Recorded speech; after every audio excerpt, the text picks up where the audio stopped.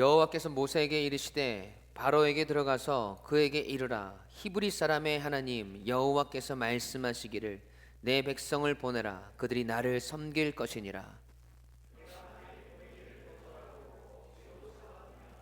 여호와의 손이 들에 있는 내 가축 곧 말과 나귀와 낙타와 소와 양에게 더하리니 심한 돌림병이 있을 것이며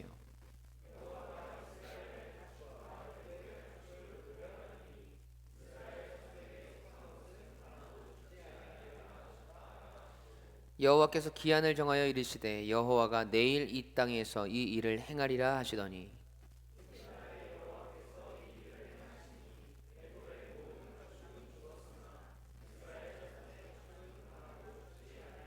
다 같이 바로가 사람을 보내어 본즉 이스라엘의 가축은 하나도 죽지 아니하였더라. 그러나 바로의 마음이 완강하여 백성을 보내지 아니하니라. 아멘. 살아계신 하나님의 말씀입니다. 내일 이 땅에 이 일을 행하리라 라는 말씀의 제목으로 함께 은혜를 나누기 원합니다. 여러분, 오늘 우리는 하나님께서 애굽에 내리신 5번째 재앙을 마주합니다. 지금까지 하나님께서 4번의 재앙을 애굽에 내리셨는데, 여러분, 왜 하나님께서 애굽에 이런 재앙을 내리신 겁니까? 여러분, 하나님의 목적은 언제나 같았어요. 하나였단 말이죠. 오늘도 말씀하세요. 오늘 본문 1절 말씀 함께 읽어볼까요? 시작. 여호와께서 모세에게 이르시되 히브리 사람의 하나님 여호와께서 말씀하시기를 내 백성을 보내라. 그들이 나를 섬길 것이니라. 아멘. 하나님은 늘 같은 말씀을 하세요. 이스라엘 백성들이 애굽을 나와서 하나님을 섬기는 것이었어요. 애굽의 백성이 아니라 하나님의 백성, 하나님을 예배하고 하나님을 섬기는 그들의 원래의 모습으로 되돌려 놓기를 하나님은 원하셨던 거예요. 그러나 바로는 그의 마음이 완악하였습니다. 하나님의 말씀을 들으려 하지 않았고, 아니 들은 채도 하지 않았습니다. 그 결과 애굽의 무서운 하나님의 심판이 시작되어지는데, 그 첫 번째 재앙이 무엇이었습니까? 나일강과 애굽의 모든 물이 무엇으로? 피로 변하여지는 재앙이었어요. 두 번째는요, 개구리 재앙입니다. 애굽 온 땅과 모든 집과 바로의 궁전이 개구리로 가득한 재앙이었단 말이죠. 세 번째 재앙은 이의 재앙. 이 사람과 동물들을 물고 쏘는 이 각닭이, 이 모기와 같은 것들이 생겨났습니다. 그런데 그 수가 어마어마했죠. 모든 먼지, 모든 티끌이 다 그것들로 변화해져서 사람들과 가축들을 괴롭히기 시작했어요. 네 번째 재앙은요, 파리 재앙이었습니다. 바로의 궁정과 애굽의 신하들과 백성들의 집과 땅에 파리로 가득했어요. 파리로 인해서 온 애굽 땅이 황폐해졌다고 성경은 기록합니다. 여러분, 그런데 이 네 번째 재앙부터는 하나님께서 이스라엘 백성들이 살고 있는 고센 땅에는 재앙이 내려지지 않았어요. 세 번째 재앙까지는 이스라엘 백성들도 애굽과 함께 그들의 죄값을 치렀습니다. 하나님을 섬기지 않았고 하나님을 찾지 않았고 애굽의 백성으로서 애굽을 섬기며 살았던 죄의 대가를 치르게 하시지만 그들을 계속해서 그 심판 가운데 두시지 않으시고 결국 그들을 구원하시고 보호하시는 하나님을 우리는 네 번째 재앙 때부터 다시 한번 확인시켜 주셨습니다. 그러나 재앙 한가운데 있던 바로와 애굽 사람들은 죽을 맛이었죠. 황폐해져가는 애굽의 모습을 바라보면서 그 재앙이 어서 그치기를 원했습니다. 그래서 바로가 모세를 불러서 이야기합니다. 네가 이야기하는 대로 너의 백성은 하나님께 제사를 드리라 라고 말하죠. 그런데 조건이 있었어요. 조건이 무엇이었습니까? 애굽을 나가지 말고 여기서 하나님을 예배하라 라는 말이었습니다. 그러나 하나님께서 원하시는 대로 애굽을 나가서 하나님을 섬기겠다고 모세가 말하자 바로는 머리를 굴릅니다. 그래, 애굽을 나가서 하나님을 섬기는데 그 대신 어떻게 하라고요? 너무 멀리 가지는 말아라 라고 하죠. 여러분, 이 말이 이 세상이 우리를 향해 소리치는 음성임을 우리는 알고 있습니다. 언제라도 다시 애굽으로 돌아올 수 있는 거리, 언제라도 달려가서 너의 뒷덜미를 끌고 다시 애굽으로 돌아올 수 있는 거리, 바로의 통치와 바로의 능력이 미치는 거리에 있으라고 우리에게 소리칩니다. 여러분, 그래서 우리는 애굽을 완전히 빠져나와야 하는 것이죠. 한 발은 이 세상에, 한 발은 하나님께 걸치고 있는 것이 아니라 하나님의 백성으로서의 완전한 삶을 선택할 수 있는 우리가 되어야 하는 것이라고 우리는 말씀을 나누었습니다. 이곳에서 하나님을 섬기라고, 너무 멀리 가지는 말라고 그렇게 말하는 바로의 마음은 여러분 여전히 완악해져 있습니다. 그래서 하나님은 다섯 번째 재앙을 애굽에 내리세요. 오늘 본문 2절에서 4절까지 말씀 함께 읽습니다. 시작.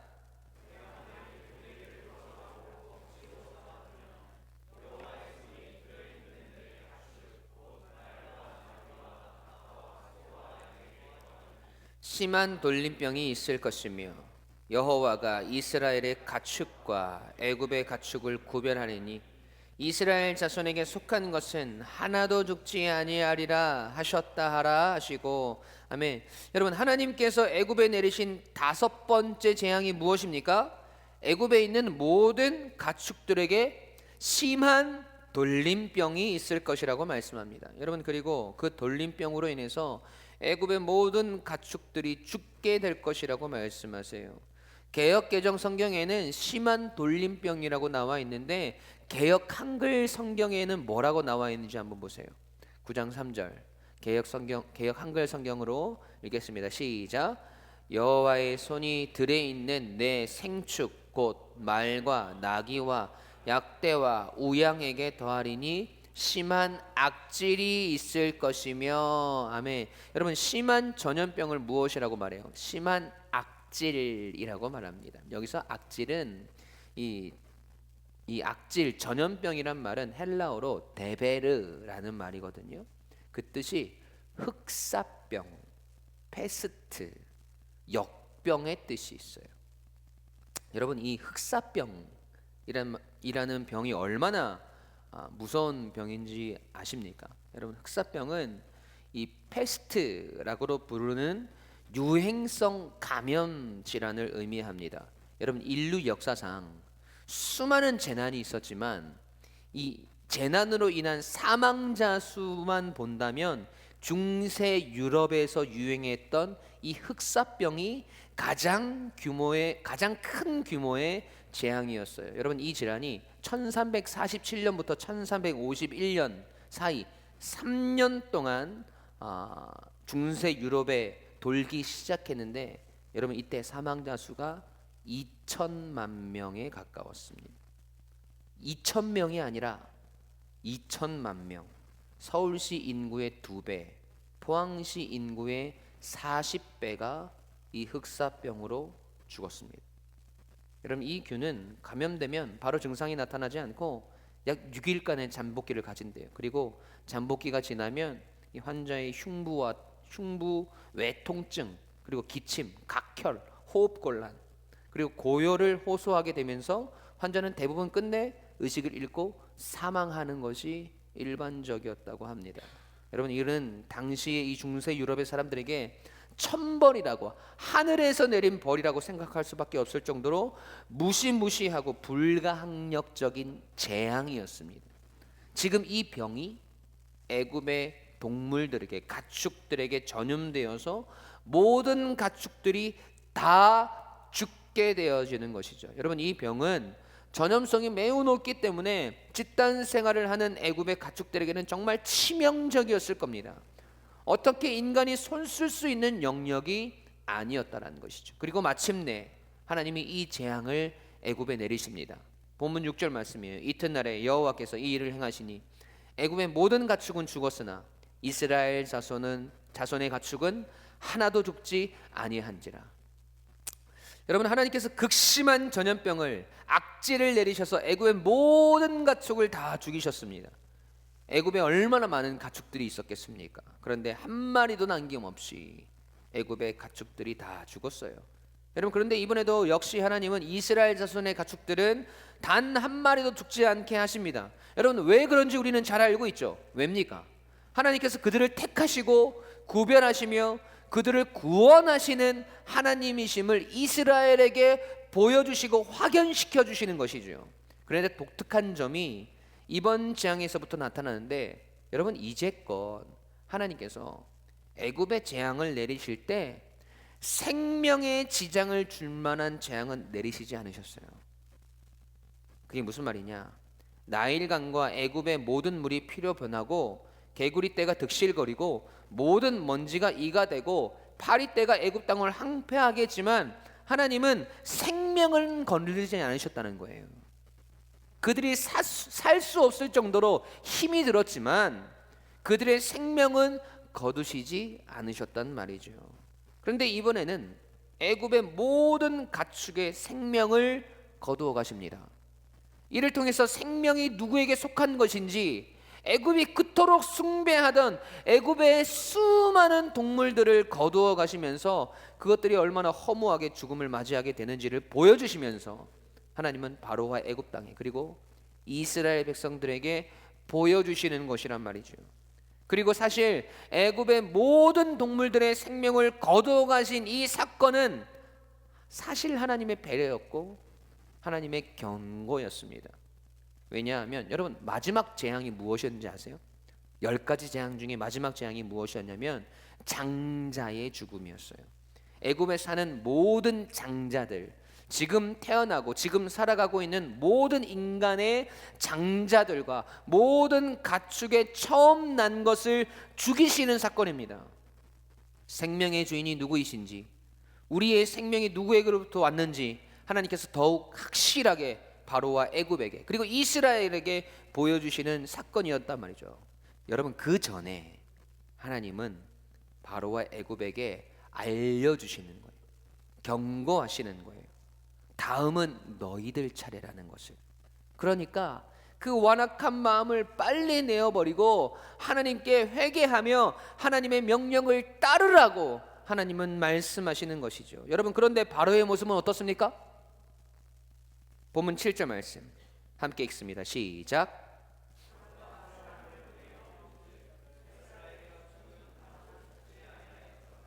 그러나 바로의 마음이 완강하여 백성을 보내지 아니하니라. 아멘. 여러분 여전히 바로의 마음은 완강하고 완악합니다. 가축 정도 죽은 것 가지고는 그의 마음이 돌아서지 않는 것이죠.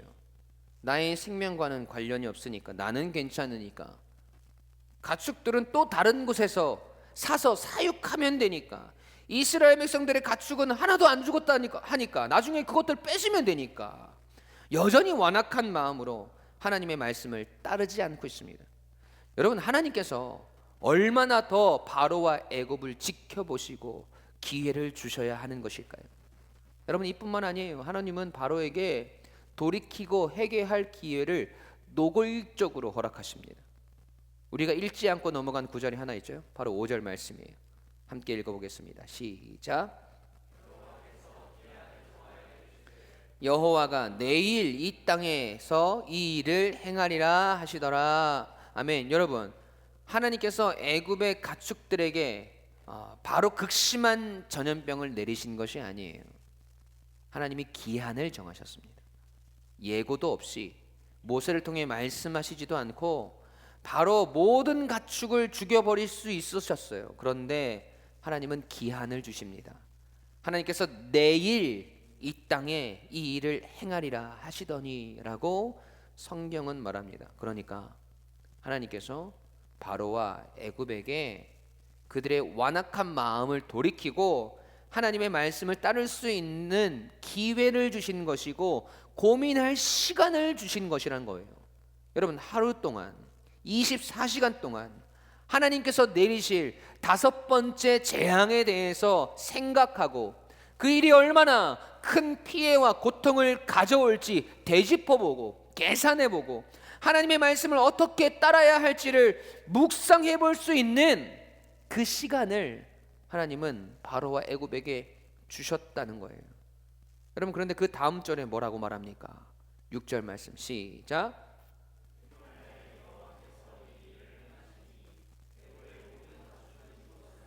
이스라엘 자손의 가축은 하나도 죽지 아니한지라. 아멘. 네, 이튿날 그러니까 하나님께서 정하신 기일 하루가 지나고 재앙이 내려집니다.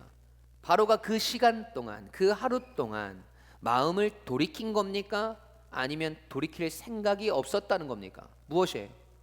돌이킬 생각이 없었다는 것이죠. 전혀 그 완악한 마음을 돌이킬 생각이 없었던 거예요. 24시간이나 고민하고 생각하고 묵상하며 돌아설 시간과 기회를 주셨음에도 불구하고 바로는 하나님의 말씀을 듣지 않았고 그 마음을 돌이키지 않았습니다. 자신에게 앞으로 닥쳐올 심판, 생명을 주관하시는 하나님의 심판이 얼마나 자신에게 큰 고통을 가져줄지 꿈에도 모른 채 여전히 완악함으로 살아가고 있다는 것입니다. 여러분, 이를 통해서 우리가 깨달아야 하는 큰 진실이 있어요. 우리가 깨달아야 할 하나님의 뜻이 있다는 거예요. 여러분, 지금 바로의 모습을 보면서 강 건너 불구경하듯이 바라보고 있으면 안 된다는 겁니다. 여러분, 오늘 우리가 하나님 앞에서 얼마나 많은 죄를 짓고 살아갑니까? 우리가 알게 모르게 하나님의 뜻을 거역하고 하나님의 말씀을 떠난 삶을 얼마나 자주 살아가고 있습니까? 하나님을 섬긴다고 하면서 우리의 삶 속에서 얼마나 많은 우상들을 만들어냅니까? 우리가 얼마나 이 세상의 것들을 사랑하며 하나님보다 이 세상의 것들을 더 즐거워하고 그것들을 숭배하며 살아갑니까? 하나님을 향한 우리의 열정보다 우리의 욕심과 욕망을 향한 열정이 훨씬 더 크고 나의 생각과 나의 마음으로 가득 차 있는 완악한 모습으로 우리의 삶을 가득 채우고 있지는 않습니까? 여러분, 그런데도 우리는 너무나 평안히 잘 살아가고 있는 것 같습니다. 내 인생에 아무런 일도 일어나지 않고 하나님이 기뻐하시는 삶을 살지 않는 것 같은데도, 그런 삶인 것을 내가 아는데도 내 삶은 여전히 여느 때와 똑같은 일상인 것 같단 말이죠. 그런데 여러분, 그런 마음을 가지고 살아가고 있는 오늘 하루가 하나님께서 바로를 기다리신 그 하루일 수도 있다는 거예요. 여호와가 내일 이 땅에 이 일을 행하리라. 여러분, 내일 바로와 애굽에 일어났던 그 재앙이 우리의 삶 속에, 그 심판이 우리의 인생 속에 임할 수도 있는 것이지 않습니까? 여러분, 그 심판이 우리에게 임하고 우리의 삶이 재앙의 모습과 같아도 아무 이상 없을 정도로 우리 그렇게 하나님이 기뻐하시지 않는 삶을 살아가고 있는 거 아니에요. 바로의 모습을 보면서 우리는 계속해서 생각하고 고민하고 묵상해야 합니다. 하나님께서 나에게 원하시는 모습이 무엇일까? 오늘 나는 어떤 모습으로 하나님 앞에 서 있는가? 하나님께서 원하시는 모습으로 내가 어떻게 서갈 것인가? 오늘 내 삶에 수많은 생각들과 계획들 속에서 그것들이 과연 하나님께서 기뻐하시고 원하시는 것들일까? 오늘 내가 이 세상을 살아가며 기뻐하고 소망하며 바라고 원하는 것들이 과연 하나님과 관련이 있는가? 아니면 나 자신만을 위한 것인가? 오늘 내가 살아가고 있는 이 24시간 속에서 과연 나는 하나님께서 기뻐하시는 모습들을 살아내기 위해서 어떤 노력들을 하고 있는가? 여러분, 어쩌면 오늘이라는 이 선물을 우리에게 허락하시고 그 24시간을 살아가게 하신 이유가 하나님께서 바로를 기다리시며 바라셨던 회개와 돌이킴, 그리고 하나님의 말씀을 향한 순종의 모습들을 간절히 원하시는 하나님의 애타는 마음이 숨어 있는 것은 아닐까요? 오늘 하나님은 왜 완악한 바로와 애굽에 5번째 재앙을 내리시고 또 그들에게 기한을 주시며 지금 당장이 아니라 내일 이 땅에서 이 일을 행하리라고 말씀하시는지, 여러분, 우리는 분명히 깨달아야 합니다. 사랑하는 성도 여러분, 오늘 내 삶에 아무런 일이 일어나지 않는다고 해서 내가 하나님 앞에서 잘 살아가고 있는 것이 아닐 수 있습니다. 하나님의 말씀과 하나님의 뜻은 멀리한 채 분명히 내 뜻대로, 내 계획대로 내 인생을 살아가고 있는데 모든 일이 내가 생각한 대로 잘 이루어지고 있는 것 같고 이 세상에서 너무나 행복하게 하루하루를 살아가고 있는 것 같아도 여러분 그게 기뻐할 일이 아니라는 거예요. 하나님께서 우리를 돌이키시기 위해 완악한 우리를 다시 하나님의 뜻 가운데로 돌려놓으시기 위해 준비하신 그 사랑의 회초리를 드시고 나 여호와가 내일 이 땅에 이 심판을 행하리라고 말씀하시면서 우리를 지켜보시고 계신 건지도 모릅니다. 그러니 오늘 우리의 삶을 돌아보세요. 오늘 나의 마음을 돌아보십시오. 여러분 지금 이 정도로 충분한 것 같습니까? 이 정도 하면 하나님께 충분히 잘한 것 같고 하나님 말씀도 어느 정도 순종한 것 같고 내 나름대로 만족할 만한 신앙생활을 하고 있는 것 같습니까? 여러분 혹시 우리가 착각하고 있는 것은 아닐까요? 아직 하나님 보시기에는 택도 없는데 우리 나름대로 만족하면서 하나님이 이 정도 하면 되지 않습니까? 저도 제 인생이 있고 제 생각이 있고 제 계획이 있는데 이 정도면 괜찮지 않습니까? 라고 말하면서 우리의 신앙의 경계선을 우리 스스로 정해놓고 살아가는 것은 아닐까요? 여호와가 내일 이 땅에서 이 일을 행하리라. 여러분 이 말씀 속에 숨겨진 하나님의 오래 참으심과 하나님의 인내와 하나님의 사랑을 여러분 배반하며 살아가지 말아야 합니다. 월삭 새벽 만나 기도회 때 베드로 전서를 묵상하면서 베드로 사도의 외침을 우리가 들었지 않습니까? 베드로전서 4장 7절이에요. 만물의 마지막이 가까웠으니 그러므로 너희는 정신을 차리고 근신하여 기도하라. 사랑하는 성도 여러분, 제가 너무 다그치는 것 같고 뭐라고만 하는 것 같아서 기분이 별로 안 좋으세요? 여러분 축복의 말씀도 좀 해주시고 위로의 말씀도 좀 해주시면 좋겠는데 너무 책망하는 말씀만 하는 것 같습니까? 그런데 여러분 그 책망 속에 숨어있는 하나님의 사랑, 하나님의 인내, 하나님의 오랜 기다림을 바라보실 수 있어야 합니다. 하나님은 어제도 오늘도 우리를 기다리고 계세요. 하나님의 마음에 합한 자로 우리가 살아가기를, 오늘도 우리의 욕심과 욕망으로 가득 차 있는 이 인생에서 돌이켜서 하나님을 갈망하는 삶을 살아가기를, 우리의 삶의 수많은 우상들을 깨트리고 하나님을 섬기는 백성으로 살아가기를, 이 세상의 것들에서 위로를 얻고 평안을 찾는 것이 아니라 하나님 안에서 진정한 평안과 평강을 누리기를, 완악한 우리의 삶과 신앙에서 벗어나 하나님의 말씀과 뜻이 우리의 삶의 길이 되어지고 진리가 되기를, 하나님은 오늘도 여전히 우리를 바라보시며 기다리고 계십니다. 여호와가 내일 이 땅에 이 일을 행하리라 라고 말씀하시지만 내가 너의 죄악을 심판할 거라고, 그렇게 해서라도 너를 돌이키게 만들 거라고 말씀하시지만 그 전에 우리 하나님은 그러니까 지금 돌아서라고, 그러니까 이제 그만 방황하고 나에게 오면 안 되겠냐고, 나는 오늘도 24시간 내내 널 지켜보고 네가 돌아오기를 기다리고 있다고 말씀하고 계시지 않습니까? 그 하나님의 음성을 듣고 그 음성이 오늘 우리의 마음을 울리고 우리의 삶 속에 가득하여서 여러분 바로와 같은 자리에 있지 아니하고 하나님이 기뻐하시고 자랑하시는 하나님의 백성으로 오늘을 살아가시길 주님의 이름으로 간절히 축원합니다.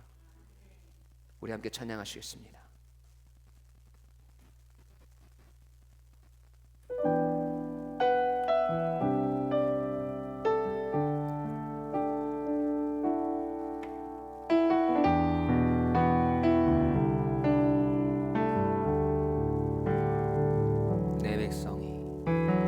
내 백성이 나를 떠나 돌아섰지만 하나님이 말씀하세요. 내 사랑이 내 백성을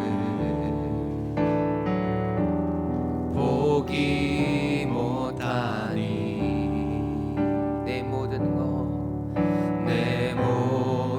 것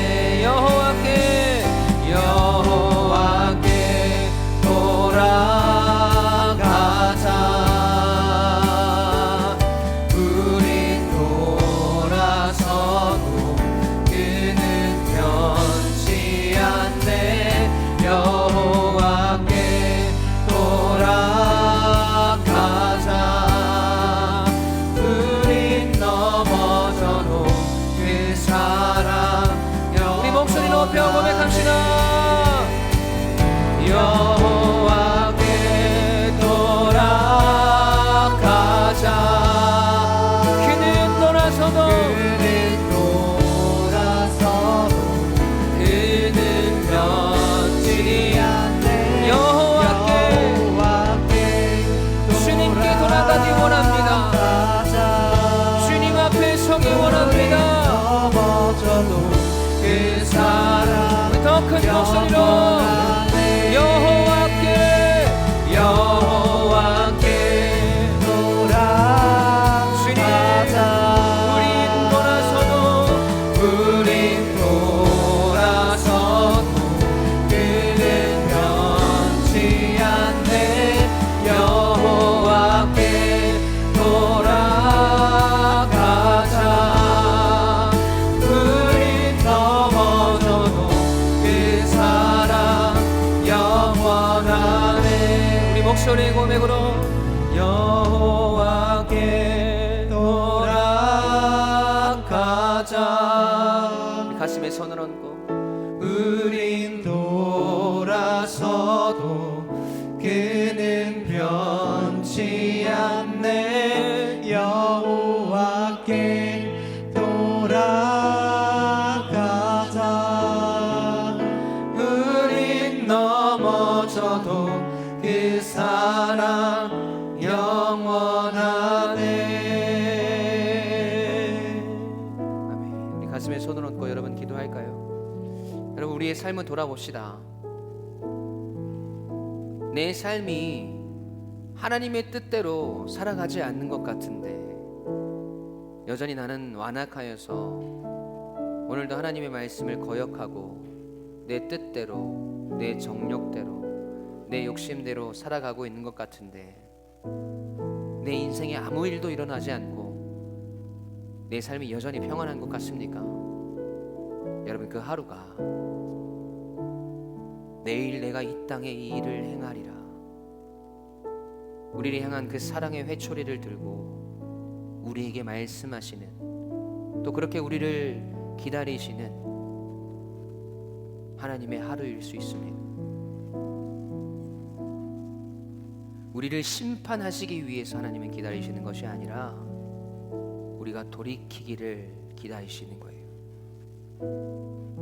그렇게 우리에게 회초리를 들어서라도 하나님의 백성으로 우리를 삼기 원하시는 것이고, 완악한 우리의 마음이 하나님께로 돌아서기를 원하시는 것이고, 그렇게 회초리를 들어서라도 하나님의 뜻대로 살아가지 않던 우리의 삶이 하나님의 뜻 가운데 거하기를 하나님은 원하시고 기다리시는 겁니다. 여호와가 내일 이 땅에 이 일을 행하리라, 그렇게 말씀하시는 오늘 하루가 하나님의 사랑임을 여러분 기억하시고, 하나님 내가 돌이키기 원합니다. 완악한 바로의 모습에 머물러 있는 것이 아니라 하나님께서 원하시는, 하나님께서 기뻐하시는 그 삶을 내가 살기 원하고 하나님의 뜻대로 하나님 내가 살아가기 원합니다. 우리 그렇게 간절히 하나님 앞에 기도했으면 좋겠어요. 여러분 마음을 다해서 하나님 앞에 기도하십시오. 여러분 뜻을 다해서 하나님 앞에 기도하십시오. 하나님께 돌이키기 원합니다. 하나님께서 그렇게 애타는 마음으로 우리를 기다리시는 그 하루 속에 오늘 나의 회개가 있기 원하고, 나의 간절함이 있기 원하고, 나의 삶에 돌이킴이 있기를 원합니다. 여호와께 돌아가기를 원합니다. 하나님 나와 함께하여 주시옵소서. 하나님 오늘도 나를 붙들어 주시고 긍휼하심으로 용서하여 달라고 우리 시간 함께 주의 이름을 세운 부르짖고 함께 기도하며 나아가겠습니다. 기도하십시다.